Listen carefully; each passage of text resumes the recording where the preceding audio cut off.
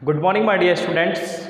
I, Nitish Sharma, Faculty of English and Communication Skills, again most welcome to all of you on online education platform of RIT Group of Institutions. Dear students, last lecture तक हमने अपने past tense के module past continuous tense को cover कर लिया था और उसकी बारीकियों को समझा था कि किस तरीके से हम उस पर्टिकुलर टेंस के सेंटेंसेस को ट्रांसलेट कर सकते हैं और उसको अपने बिहेवियर में, कम्युनिकेशन स्किल को इम्प्रूव करने में यूज़ में ले सकते हैं। तो आज का हमारा जो लेक्चर है वो डिपेंड है हमारे next module past perfect tense पर। Today we will talk about on that how can we translate the sentences of past perfect tense, right? So let's start. First of all, past perfect tense.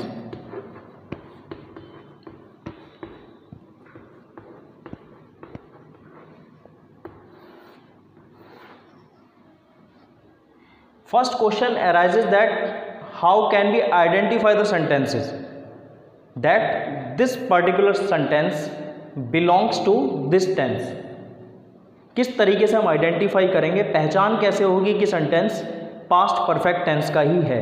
ठीक है, तो identity की अगर हम बात करें तो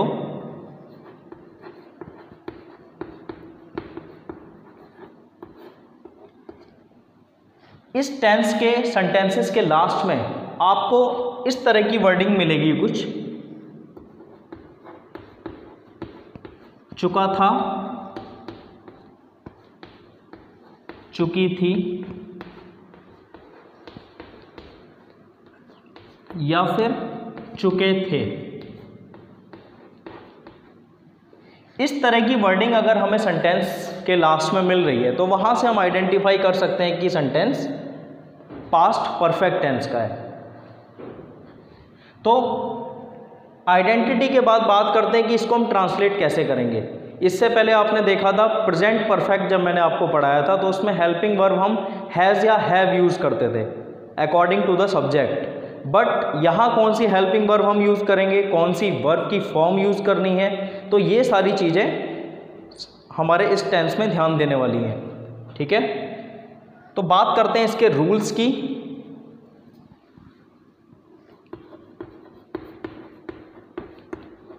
रूल्स टू ट्रांसलेट, किस तरीके से सेंटेंसेस को ट्रांसलेट करना है, कौन से पॉइंट्स को हमें अपने माइंड में सेट करके चलना है। First point, we use had as a helping verb.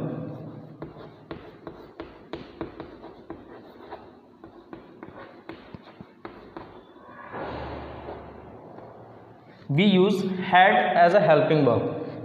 Present perfect में हम हैज हैव यूज करते थे, बट यहां पर हम only and only had helping verb के रूप में यूज करेंगे। ठीक है, बात करते हैं second point, most important point, कि वर्ब की कौन सी फॉर्म हमें यूज करनी है। तो उसकी बात करें तो वी यूज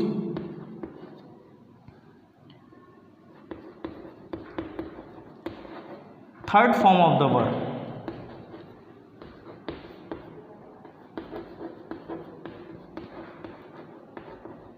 इस टेंस में हम वर्ब की थर्ड फॉर्म यूज करेंगे।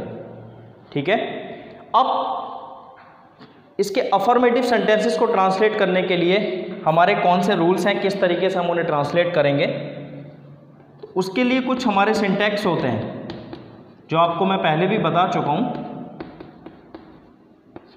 अफर्मेटिव सेंटेंस सिंटैक्स होगा इसका सब्जेक्ट प्लस हेल्पिंग वर्ब,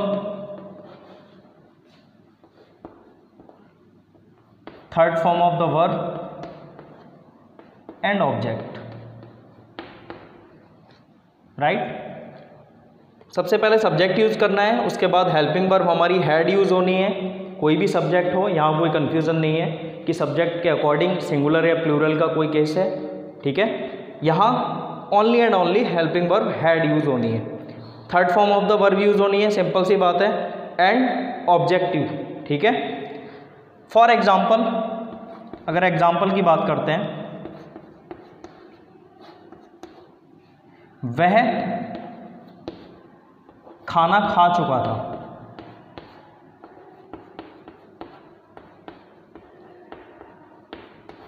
अगर एक सेंटेंस है हमारे पास, वह खाना खा चुका था, इसको ट्रांसलेट करना है तो सबसे पहले subject means he,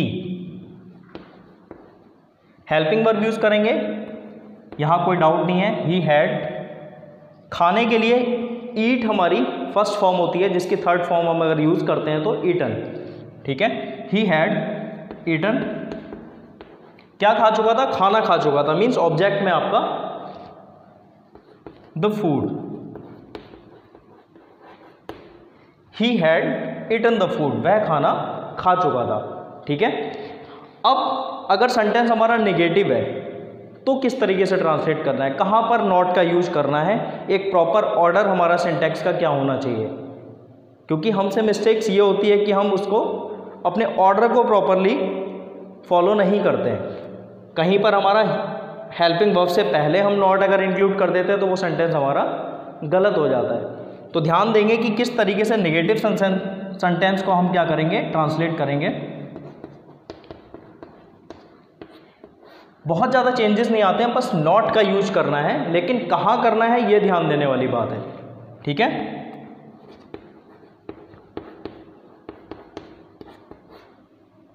subject plus helping verb plus not and third form of the verb and object, ठीक है। सिंपल सा सेंटेंस है, सिंपल सा सिंटैक्स है कि आपका हेल्पिंग वर्ब के बाद बस हमें नॉट इंक्लूड कर देना है, अदरवाइज और कोई मेजर चेंजेस इसमें नहीं आते, ठीक है। एक माइनर सा चेंज है कि हेल्पिंग वर्ब के बाद हमें नॉट का यूज़ करना है और सेंटेंस हमारा नेगेटिव में कन्वर्ट हो जाना है, ठीक है। इसी एग्जांपल को मैं कंटेन करता हूं, डायरेक्टली ट्रांसलेट कर रहा हूं।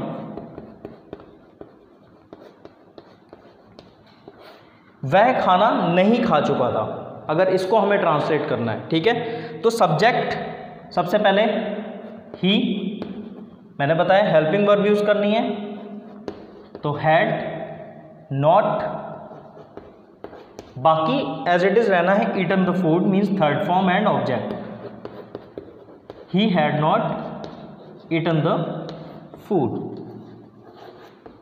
वह खाना नहीं खा चुका था, ठीक है। तो इस तरीके से हम अपने नेगेटिव सेंटेंसेस को ट्रांसलेट करते हैं। अब बात आती है लास्ट पॉइंट हमारा कि इंट्रोगेटिव सेंटेंसेस को कैसे ट्रांसलेट करेंगे, जिसमें हमारी दो कंडीशंस होती हैं, ठीक है। किस तरीके से हमें इंट्रोगेटिव को ट्रांसलेट करना है, तो अब समझते हैं कि इंट्रोगेटिव सेंटेंस को कैसे ट्रांसलेट करना है, ठीक है। उनके क्या सिंटैक्सेस हैं, किस तरीके से किस ऑर्डर में हमें उसको रखना है, ठीक है। ये सारी चीज़ें समझने की कोशिश करते हैं।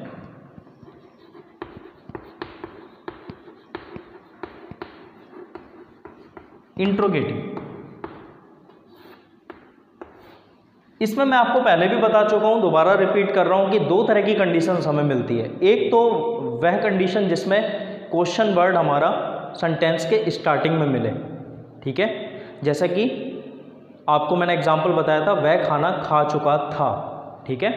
तो इसी में अगर हम इसको इंट्रोगेटिव में देखना चाहें तो ये किस तरीके से मिल सकता है, क्या वह खाना खा चुका था, ठीक है। एक क्वेश्चन पुट अप हो रहा है जिसमें क्या जो वर्ड है, क्वेश्चन वर्ड है, वो हमें कहाँ मिल रहा है, क्वेश्चन के सेंटेंस के स्टार्टिंग में, ठीक है। सेकंड सिचुएशन आती है कि क्वेश्चन वर्ड सेंटेंस के बीच में हमें मिले, वह खाना क्यों खा चुका था, ठीक है। तो इस तरीके की अगर वर्डिंग है, इस तरीके के सेंटेंस के बीच में अगर क्वेश्चन वर्ड मिल रहा है तो कैसे ट्रांसलेट करना है, दोनों सिचुएशन के ऊपर हम बात करेंगे। पहली सिचुएशन के अकॉर्डिंग जो सिंटैक्स होगा वो होगा हमारा जिसमें क्वेश्चन वर्ड सेंटेंस के स्टार्टिंग में, जिसमें हम उस क्वेश्चन वर्ड की इंग्लिश ना लिख करके हेल्पिंग वर्ब को सबसे पहले यूज करते हैं, ठीक है। तो इसमें आ जाएगा आपका सबसे पहले helping verb plus subject plus third form of the verb and object and in last question mark. ठीक है, इसी का अगर सेंटेंस नेगेटिव है तब ऐसी कंडीशन में सब्जेक्ट के बाद नॉट इंक्लूड हो जाता है।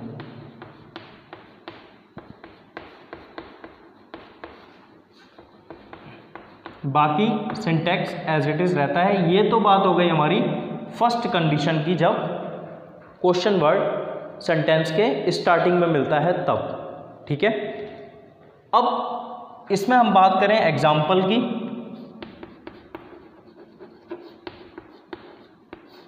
तो एग्जाम्पल है, क्या वह खाना खा चुका था। मैं वही एग्जाम्पल ले रहा हूं जिससे कि आप उस चीज़ को रिलेट कर सकें और प्रॉपरली उसको समझ सकें। ठीक है, क्या वह खाना खा चुका था।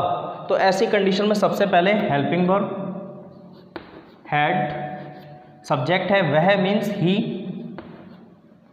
And third form of the verb eaten, object the food, had he eaten the food. ठीक है, सेकंड कंडीशन की बात करें, जब क्वेश्चन वर्ड सेंटेंस के मिड में हो, उसके बीच में हमें मिले, तब क्या करना है। तो ऐसी कंडीशन में क्या करते हैं हम, हेल्पिंग वर्ब को सबसे पहले ना लिख करके सबसे पहले उस क्वेश्चन वर्ड की इंग्लिश को लिखते हैं। ठीक है, जैसे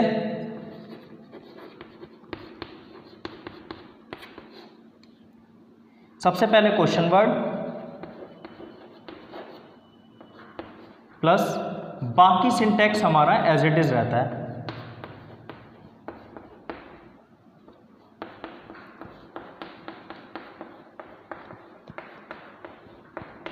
ठीक है, अब इसी में अगर सेंटेंस नेगेटिव है तब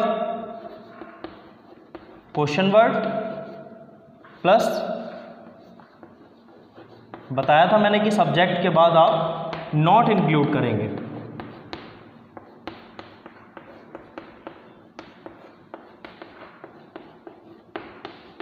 राइट, एग्जाम्पल की बात कर लेते हैं। इसी पर बेस्ड एग्जाम्पल होगा हमारा कि वह खाना कब खा चुका था।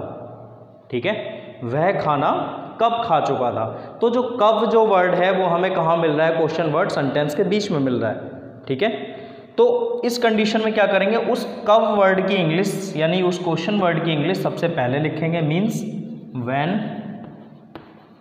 ठीक है, हेल्पिंग वर्ब प्लस आपका क्या आ जाएगा, ईटन द फूड।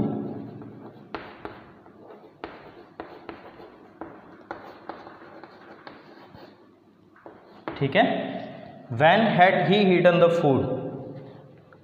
तो इस तरीके से हम इस सेंटेंस को क्या कर सकते हैं, ट्रांसलेट कर सकते हैं। अगर नेगेटिव है तो मैं सिंटैक्स आपको बता दिया है, वहाँ पर बस नॉट इंक्लूड करना है, अदरवाइज और कोई मेजर चेंजेस इसमें नहीं आने हैं। ठीक है, तो आई थिंक आप सभी इसको प्रॉपरली समझ गए होंगे। बस इन चीज़ों को किस ऑर्डर में रखना है ये चीज़ हमें ध्यान रखनी है, उससे क्या होता है हमारी मिस्टेक्स के चांसेस ज़ीरो हो जाते हैं।